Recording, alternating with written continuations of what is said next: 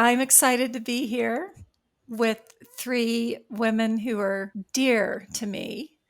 And I hope this is just going to be a fun conversation about something that we don't usually talk about where real estate is concerned. And before we get started, I thought maybe you could each introduce yourselves, tell us just a little bit about you. Hello, I'm Lisa Riddle, and I am very fond of these women that I work with, all of you at Kindred SF Homes. I enjoy being a realtor. Gives me an opportunity to meet interesting people, put some brain skills to work. I have two grown children, and that's about it. That's fantastic. It's funny to me that on our team we have two Lisas and two Cynthias. So we don't have the other Cynthia with us today, but we've got um, old Lisa and new Lisa, which is just based on longevity with Kindred. And you can guess who is who. Hi, good morning. I'm Lisa Auer. Happy to be on the new Lisa end of the spectrum. And happy to be with this great team at Kindred. I'm a longtime San Francisco resident, realtor. I live here in the Richmond district. And yeah, looking forward to this conversation. Beautiful. Hi, I'm Liz Branham. Very happy to be with you all today. I've been doing real estate for a long time and love being with this crew here at Kindred SF Homes. I am a mom of three, two have flown the nest, still one at home. I'm also a dog mom and a cat mom, and I take all those roles very seriously. And you can often find me often outside with my dog if I'm not inside trying to do some real estate. Yeah. Well, I think all of you are dog owners, and I'm not. So I don't have that in common with you. You can I like borrow any crazy. of ours anytime.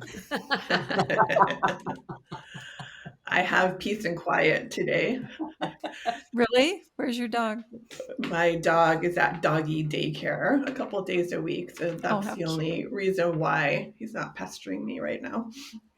So I wonder, is it different than when you have a kid? Like when your dog comes home from doggy daycare and you say, well, how was your day today? Does your dog actually answer you, unlike children?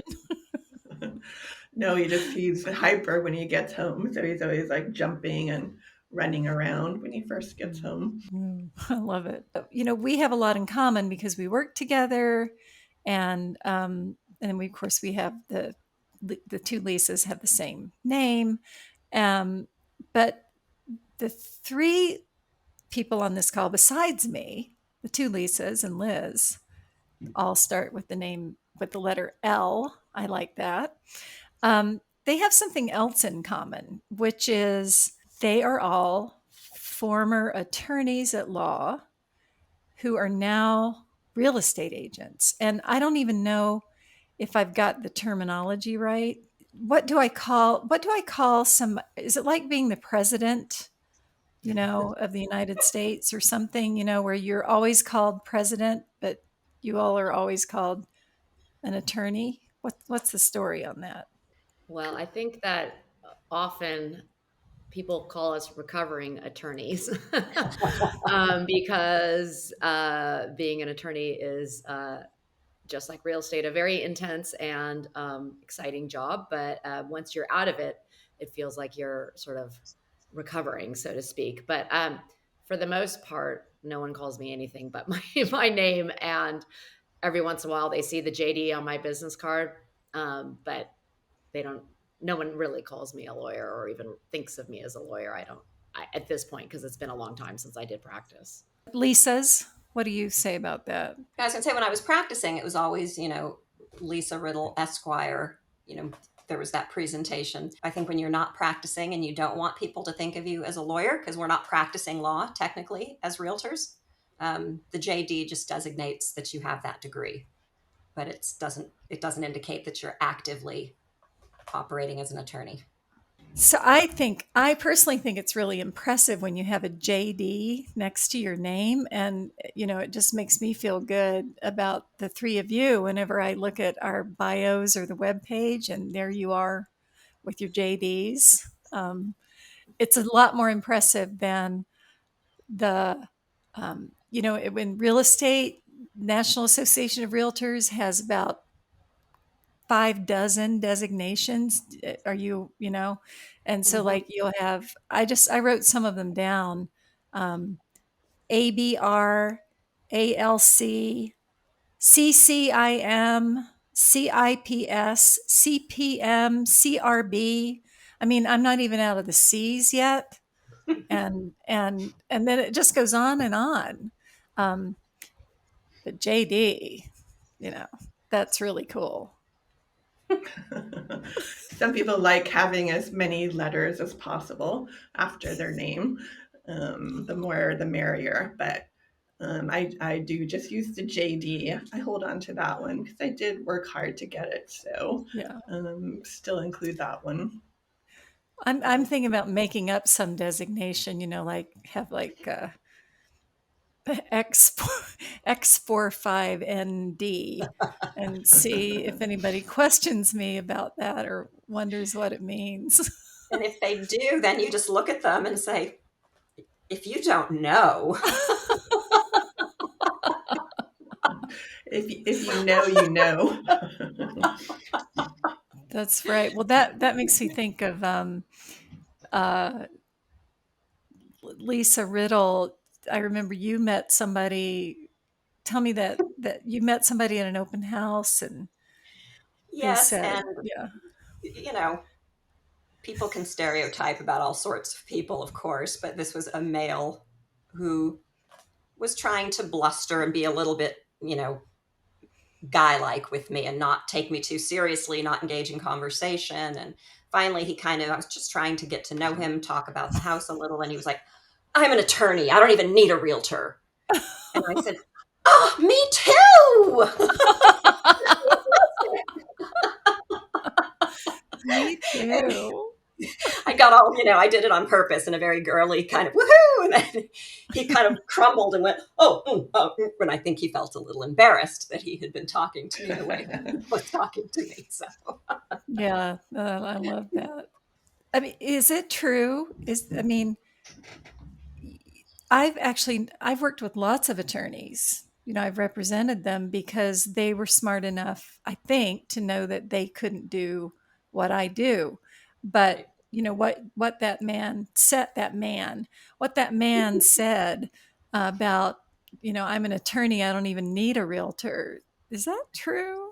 True? I think it would be Really? foolish. I think it would be foolish. I mean, being an attorney doesn't mean you know everything about everything, despite what some might think of themselves. I think that you have some clue of how contracts work or things, but I think there's special niches that if you haven't practiced in that area, why, you know, you'd be doing yourself a disservice, in my opinion. Yeah.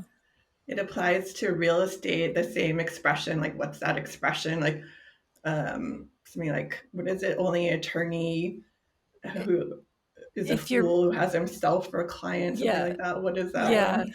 Right. If you're representing yourself, you have a fool for a client. Is that? Yeah, Maybe something that's like it. that. Yeah. Which applies both like for legal services and real estate services for attorneys. Right. It applies for real estate. When I purchased some property out of the city of San Francisco and really quickly discovered that although I thought I was this kind of hotshot city agent with 30 years of experience, I knew nothing. And I very quickly had to hire an agent to represent me before I did some real damage.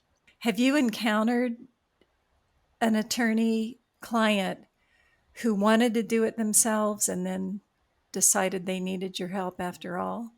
That hasn't happened to me. I mean, I've actually had quite a few attorney clients who were people I used to work with, Mm-hmm.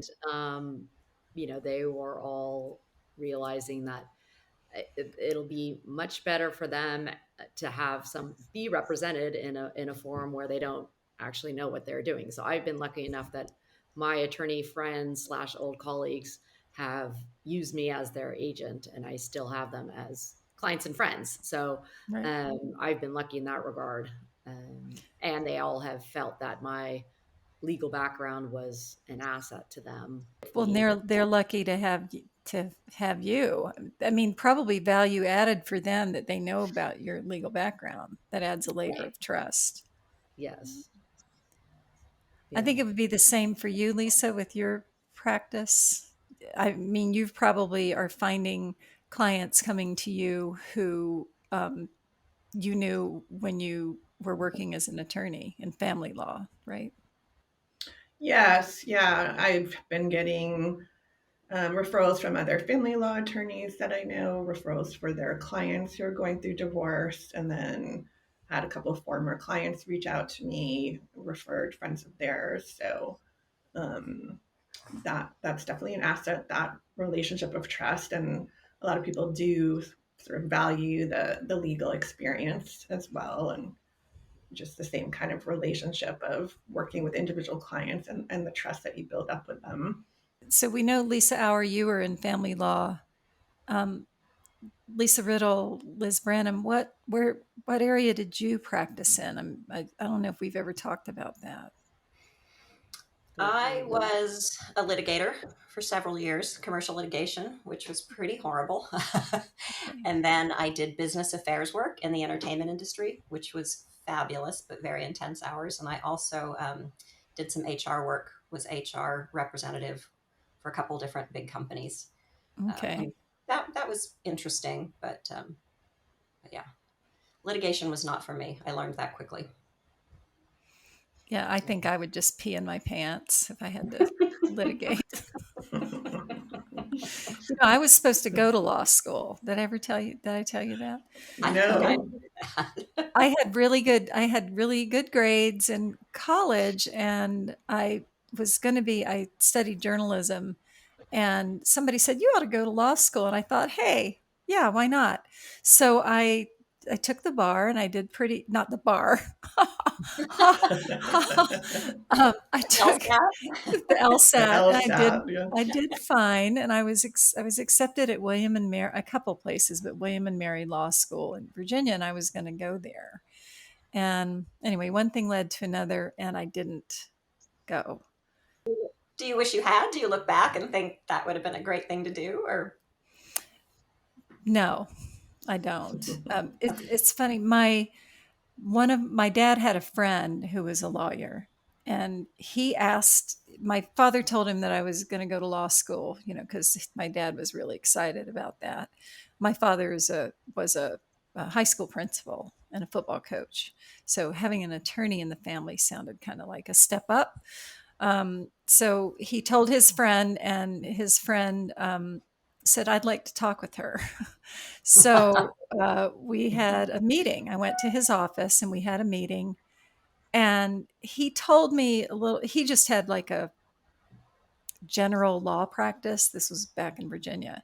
And he told me that there were certain qualities that I might need, like, I think pragmatism was the word that stood out for me, and kind of this non-emotional response to things. I don't know exactly what it was, but he said, you're more of an artist. He said, I sort of don't envision you doing this. And I left scratching my head thinking, wonder if he's right. Maybe I shouldn't go to law school. Anyway, I didn't go. But Liz, what was your area of practice? I did insurance coverage work and some insurance defense litigation. Insurance coverage work is essentially writing really, really long papers telling an insurance company whether they should cover a claim or not. And these were like big business type claims. So they took months. You'd work on these things for months. And this was back when you actually went to a library and opened up books, and there was this thing called LexisNexis. Do you guys remember that? That was and it like was this expensive cutting when it edge, first started. Yeah. that computer thing where you could look things up. And so I spent a lot of time in the law library at the firm I was at, or going to the law libraries. And then I did a small amount of litigation, and it was very scary, I thought, too. So Well, LexisNexis sounds kind of scary or comedic. I'm not sure. Like it would be like the name of a supervillain. Yeah. Exactly. LexisNexis. So, Being a it's little bit of PTSD listening to this. Really? Like the law library and LexisNexis and yeah. litigation. I did a Yeah. little bit of family law litigation when I first started out working at a firm, and it was horrible. And then when I was practicing solo family law for most of my family law career, I did mainly mediation and settlement oriented work and tried to stay away from the high conflict stuff. So I know that as a real estate agent, I've spent a lot of time trying to stay away from conflict because I just never want to have to call an attorney because I find that if there are conversations early on and care is taken not to not to start fanning the flames, then things can usually get resolved in a um, reasonable fashion that gives everybody a little bit of satisfaction and nobody's screaming and running to hire a lawyer. Um, the few times when I've had to involve somebody, it's just scared the proverbial, you know what, out of me. I mean, just the idea of it. Not because I've done anything wrong or I just don't like conflict. well, good thing you didn't go to law school then, Cynthia. Yeah. I think that once it becomes an issue for attorneys, for the most part, it takes on a life of its own that's bigger and crazier than a million solutions that reasonable people could have come up with. That was always my take doing commercial litigation. You had two giant corporations just not wanting to lose, talk about the ego ruling. And they just didn't want to be seen as losing lawsuits or settling lawsuits. So it basically was who had the deepest pockets, who had the most wherewithal, who basically was feeling the most aggressive for whatever reason. So there were Yeah. things that went on for years and years and years. And that was partly why I didn't enjoy it. There was never a resolution. Things didn't move ahead. Years later, some of these cases were still going through new phases of discovery, or, it's pretty funny in that sense. So being a realtor, you get to have a conclusion when somebody buys a house or sells a house. There's some closure, some accomplishment that you can Right. measure. It's happy. Yeah, it's usually happy. Yeah, and usually it's a fairly short-term project. So just even if in the middle of it your clients, well, this would never happen to you, but your client has learned to loathe you, or you have a lower opinion of them, at least you know you've got a closing out there somewhere and you Right. can just say goodbye. um, you were talking about these big companies that wouldn't let go and it goes on and on and on. Do you remember in the Dickens novel, Bleak House, there's that famous lawsuit that's going on? I mean, so I would recommend watching the production of Bleak House that was done, I don't know, 10 years ago, or 15 years ago. It's a series. It's fantastic, but damn it, I'll put it in the show notes later, but there's a whole book centers around this big legal case that's been going on for decades. And it's over the settlement of an estate. And they're just, all the characters are somehow affected by, motivated by, oppressed by what's going on with this ongoing lawsuit. And nobody can even remember what the start of the fight was about. It's one of Right. those Right. situations. I told you before that I took the bar. I did. Congratulations. Did you pass? It was just I've forgotten. It was so easy. But like the bar to being a real estate agent, is pretty low, I have to say. All you have to do is have enough willpower to study for the test and get your license. I mean, would you agree? You Yes. just have Yeah. to hang in there. Yeah. Yeah, And, it is a pretty low bar. And the real estate exam compared to the bar exam is, a walk in the park, I guess. right. Right. And then the license renewal for a real estate agent is even easier, right? Uh, I I remember a few years back there was this company in the Bay Area where you could get your license renewed, and here's how it went: you would you'd show up. Did you do this, Liz? No, but I know exactly what you're going to say. Okay. So I did it one time. It You sounds showed fun. up. You got on a bus Yep. in San Francisco, and with a bunch of other real estate agents, which was just a good time immediately. And then you drove across the Golden Gate Bridge while everybody's just chatting and having bagels and coffee and stuff. And then um, about the time you were just north of Sausalito, they would give you a real estate test. And the guy would say, okay, here's how it would go. In order to be a real estate agent, it's important to A, pass the licensing exam, B, tell all your friends you're going to be a realtor, C, drive a Mercedes. Okay. And then he'd go back and say, to repeat, you need to A, study for the license exam and pass the licensing exam. B, tell all your friends you're going to be a real estate agent. C, drive a Mercedes. That's how it went. And you did the test. And then we ended up in Napa at a winery where, where there was a wine tasting. And then we went to another winery where there was a lunch and wine tasting, and then a third winery. And then on the way back to the city, we got our certificate of completion. I really can't believe I Wow. never did that because I remember hearing about this and thinking, I can't believe that that's for Right. real. I wish that still existed. Right? I would do that in a heartbeat. That sounds way more fun than sitting for 3 days to take the bar. Yeah, right. I mean, you could have like a little secret wine uh, bag with you. So tell me about taking the bar. What was that all about? I mean, Oh my God, that was the most miserable experience of my entire life. Studying for it for however many months after graduating all summer and then taking it.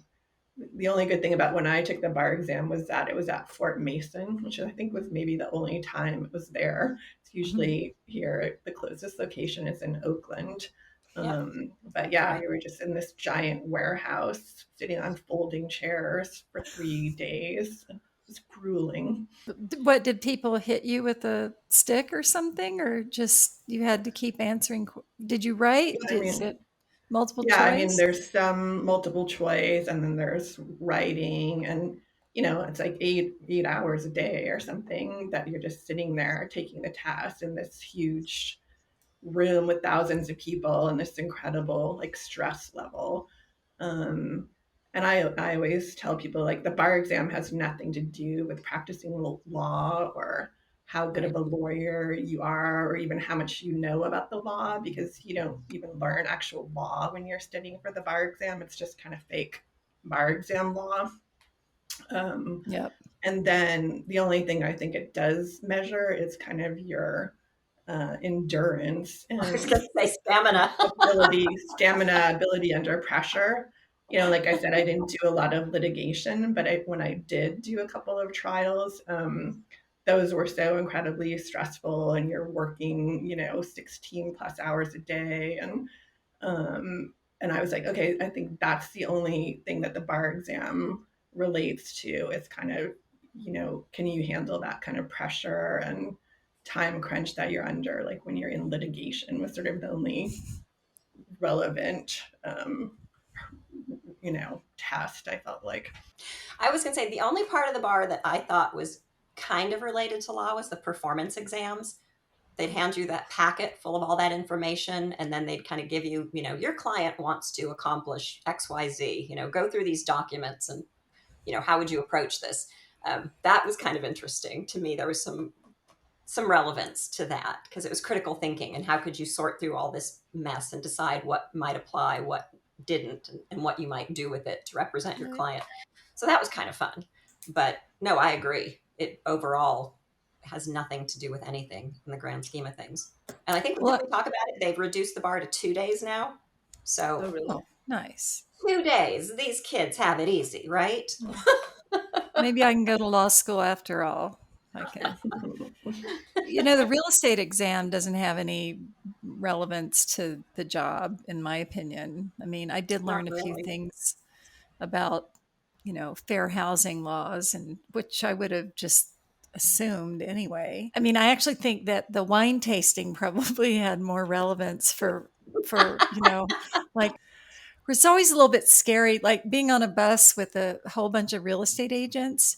You can imagine that would be a great scenario, like for some sci-fi story, just right when this bus full of agents is in the middle of the Golden Gate Bridge, then Godzilla comes along and, wipes them out, right?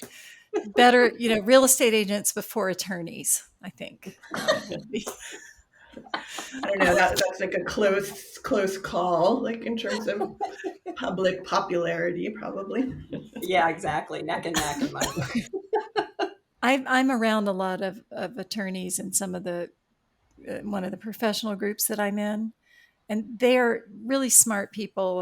I like them, and they have all kinds of different specialties. But inevitably, and I hate to say it, that it tends to be men more than the women who they think they're the smartest person in the room, and they definitely think they're smarter than I am, even though we might be talking about something that I know a whole lot more about. Right. I mean, there was one lawyer I was talking to who said, "No offense." And of course, whenever you say "no offense," whatever is about to be said is going to be so offensive. He said, "Let's face it, most real estate agents are idiots." And not unexpected. You said no offense, most attorneys are a-holes. Yes, pompous a-holes.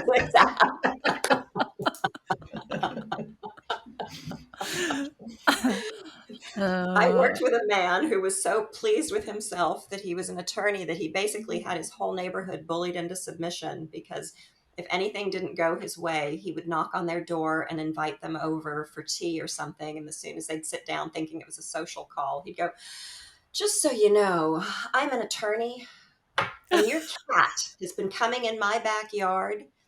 And he would come to work with these stories. And we were just like, that is how you introduce yourself around the neighborhood when you're not getting what you want? And he was so pleased with himself. And we were all just like, oh no. Was his name LexisNexis? I'm an attorney.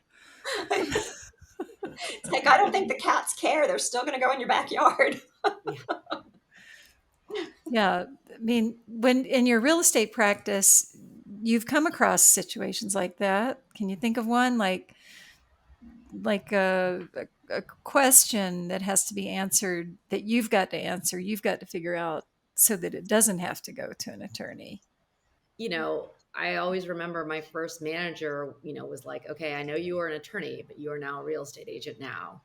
You cannot wear both hats and you cannot give legal advice. So if you ever get questions that are asked, like, they're like, you're an attorney, you would know the answer, you have to kind of gently move them towards actually asking that to a qualified real estate attorney versus, me. You have to thread that carefully because you want to show that you're smart and you probably could answer this or have at least a reasonable answer to the question, but at the same time, you don't want to be appearing to have given legal advice, because that can come back to bite you if something does come up later and it's like, well, you told us that the fence was not encroaching on the neighbor, so that's always a careful one. I think you have to give out a good answer without actually giving too much, right? Yeah, I think it would be tempting to try and answer it. Mm-hmm. Right.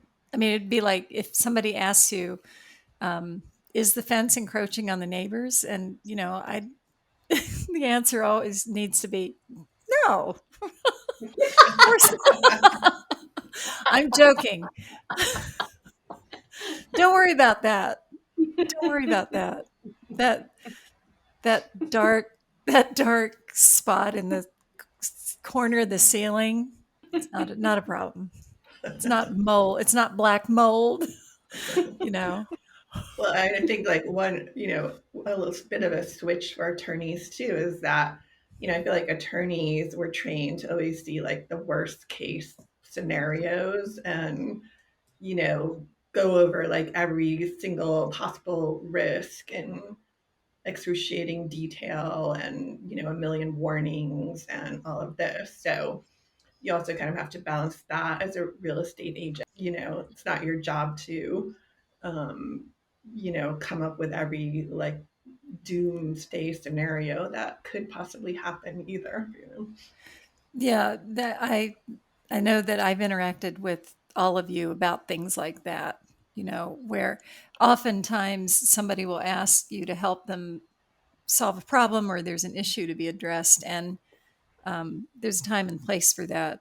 And sometimes it's not at all, right? It's like, but I know I want to be helpful, so I want to answer it. It's really hard to let, say, I don't know, or here's someone you could talk to about that, or Right. I have the name of an attorney you can speak to.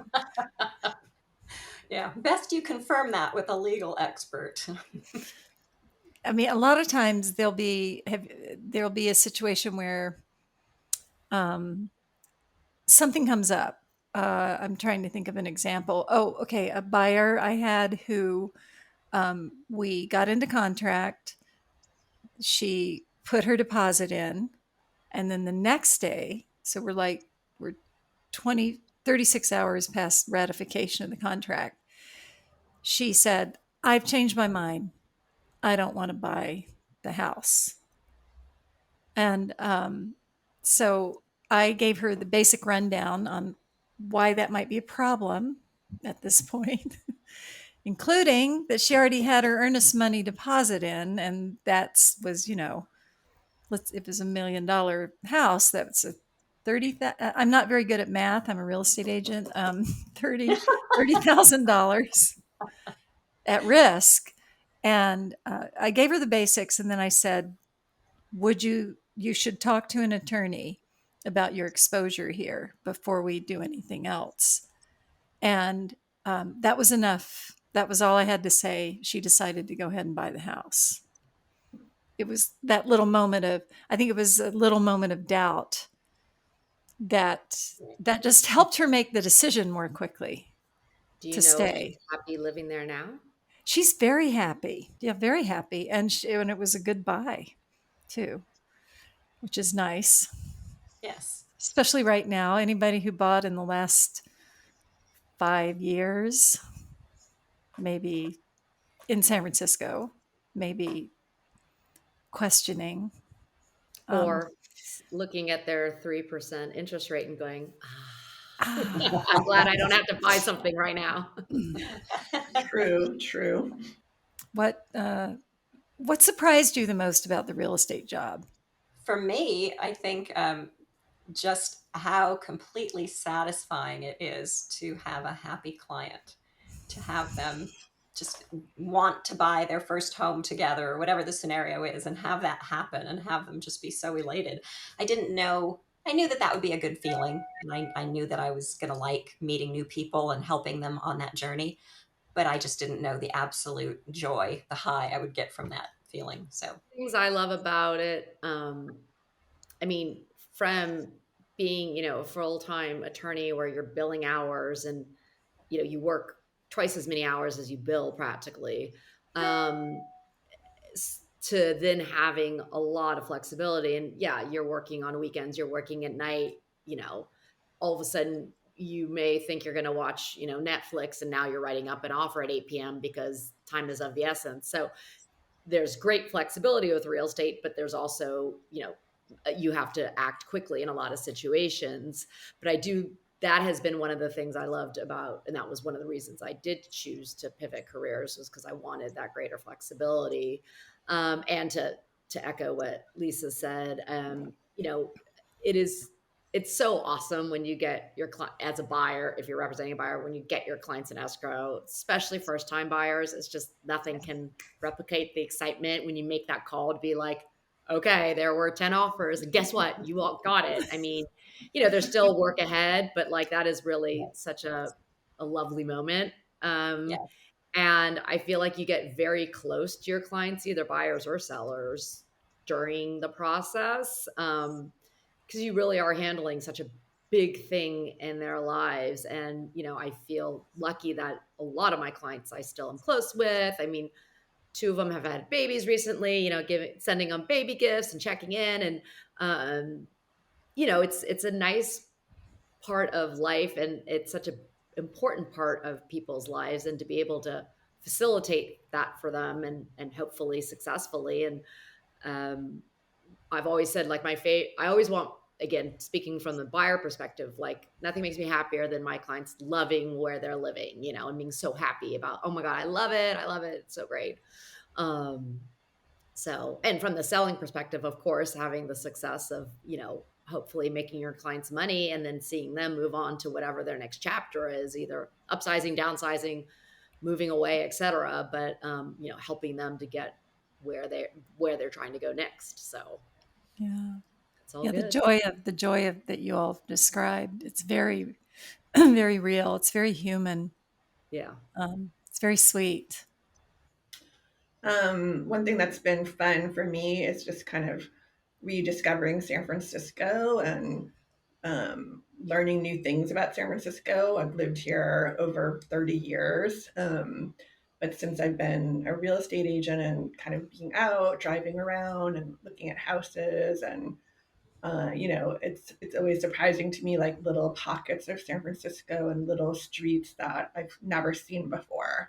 And it really, just being out and about and, dealing with people who are new to San Francisco or even longtime residents, and just seeing the views and the houses, like it's giving me like a new appreciation for the city, and feeling like really happy to live here, and how, lucky we all are to be, San Francisco has its problems, of course, but just the beauty and the resources that we have here. And it's fun, and it's, made me appreciate it even more, and sort of have a renewed fondness for everything about San Francisco. Yeah, and that's a whole other topic about San Francisco. But yeah, you get to know the city in a really deep way that you wouldn't otherwise. And I've been following your social media, and I've been watching your love affair, your new love affair with the city. It's Yeah, I mean, there's been times in the past where I've been, I sort of had my ups and downs in the past with San Francisco, and thinking to myself like, oh, should we move somewhere else, somewhere less expensive? But then I always go in this loop of like, where would I go? Like, I don't want to be too hot. I don't want to be too cold. I don't want to move somewhere conservative. And then my husband's always like, and where would we get dim sum? And then we're like, yeah, like, okay, we can't leave San Francisco. We can't leave San Francisco. Yeah, where do they even know what dim sum is, right? Well, that speaking of being familiar with San Francisco, that's a little segue that I can take into the story for today. story of the week, a feature here at Real Estate Therapy. And today it's a story of mine about something that happened to me. And so I'm just going to share my story, and we can, feel free to chime in if you want to with anything. But so I was a brand new agent, and I was very excited. It was one of my very first open houses, and this was out in the Parkside district of San Francisco. And it was where, a lot of the houses in San Francisco are right up against each other, and then there's the backyards, big backyards behind the facades. A lot of times you can't see that from the street. Well, anyway, I had this open house. It was somebody else's listing, and I didn't know enough to question this, but she said, the owners don't let me have keys to the house. Right. Okay. Now, if I heard that now, I'd be like, what? WTF? They don't even trust you with the keys. Anyway, they don't let me have keys. So they'll greet you and then they'll leave, and you go on in and do the open house. Then when you leave, you just lock the door. So it was a really pretty house. I had a lot of people who came by, and there was this one family who came in who just really seemed to like the house, and they said they were from Sacramento and that they were visiting some friends, and they'd always thought about moving to San Francisco. So I'm answering all their questions, and I'm kind of excited, new agent, trying to think, okay, how am I going to establish a relationship with these people? But they wouldn't let me in. They wouldn't tell me how to reach them. They just kind of ran out the door. So then at the end of my open house, I went to lock up. So I turned out all the lights. You know how scary that is. Like, have I turned out all the lights? Have I locked all the doors? I've driven back to listings and been like, oh, did I turn that off, and drive back? I've always turned it off. I've never left anything on, but I've done, and like, especially played like, if it has a fireplace or the heater, just things that you're like, I gotta let that on. So, right. I have never stopped being nervous about that. I know. It's crazy. And then you wonder if somebody else, like one of your open house visitors, turned something on, or, anyway. So I close up the open house, I leave, and then I realize I don't have my purse or my car keys with me. Oh no. So it's like, oh, SHIT. So now I'm trying to figure out what to do. And I went walking around. This was one off the corner. So I went around to the side to just kind of look in the backyards and see if anybody was home. Because I thought if somebody was home, they could go into the yard and go into the back of the house, which I guess wasn't locked. And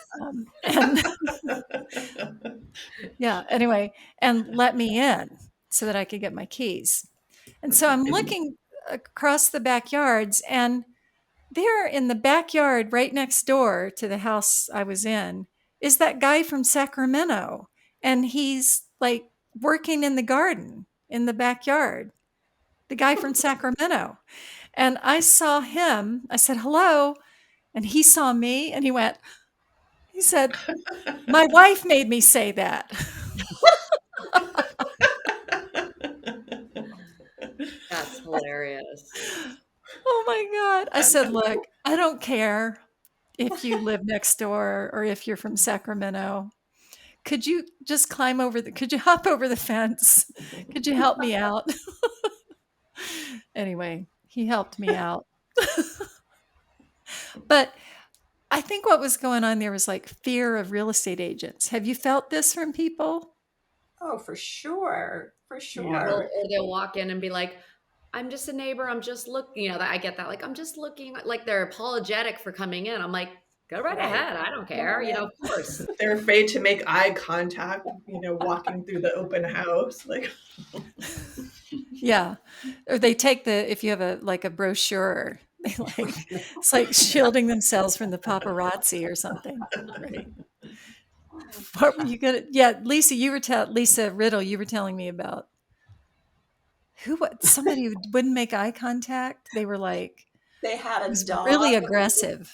They had a dog with a cone around its neck, and they came in with a dog, didn't ask if they could bring, basically acted like they didn't see me, came up with the dog. They're going around the house, and every time I tried to say something, they would like turn, like they just knew exactly how to pivot, and the dog was pivot.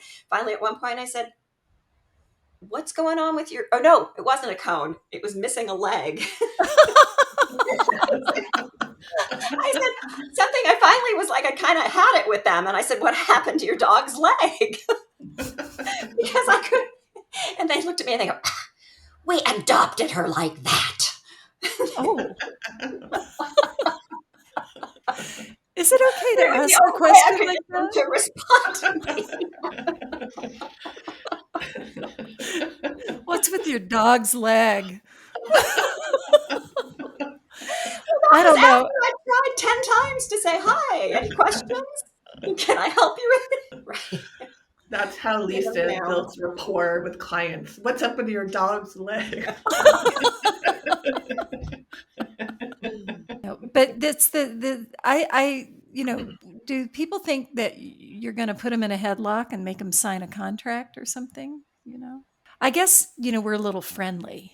Maybe we're a little too friendly. You know how some people don't like that? Yeah, And I but think some people aren't used to dealing with human beings face to face, especially now, post pandemic or ongoing pandemic.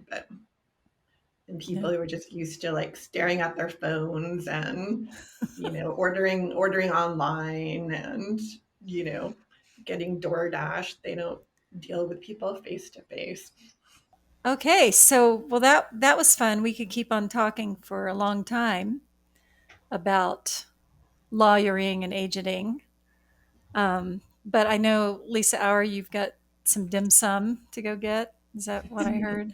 Oh, Yeah, I have a friend going to be knocking on the door any minute. So we're Okay. getting hungry.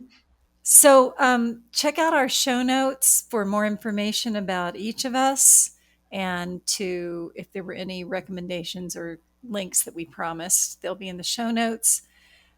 Old Lisa, new Lisa, Liz, thank you so much for being with us today. I really enjoyed it, and I hope we can do it again soon. Thank you, thank you. Cynthia. Thanks, Oh, it's everybody. fun. Okay. Thanks. Bye. Bye.